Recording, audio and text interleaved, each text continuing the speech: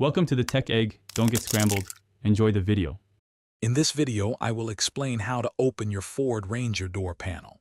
First, ensure your safety by disconnecting the negative battery cable with an 8mm wrench. Next, gather your tools, including Phillips and flat blade screwdrivers, along with a trim removal tool. Now, carefully locate and remove any visible screws found in the armrest, door pull, or the lower corner of the door panel. Remember to keep all these small parts organized in a tray. Now let's tackle the handles and switches. If you have manual windows, use a flat blade screwdriver to gently pry off the window crank cover. Then, remove the Torx screw, usually a T15 or T20, and pull the crank straight off. For vehicles with power windows, carefully pry up the entire switch module and disconnect its electrical harnesses.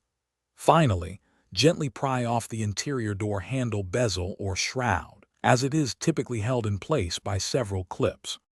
With the handles and switches addressed, it's time to detach the remaining fasteners. First, disconnect the interior door handle cable from its mounting point. Next, look for any additional screws that might have been concealed behind the door pull panel. Now, using your trim removal tool, carefully work your way around the edges of the door panel. Gently pry to release the numerous plastic clips that secure the panel to the door frame, taking your time to avoid damage. You're almost there. With all the screws and clips released, you can now lift the entire door panel straight upward and then pull it outward from the door. Be mindful of any remaining electrical connectors for components like speakers, door locks, or mirrors, and carefully disconnect them. If you need to access the inner door, gently peel back the water shield.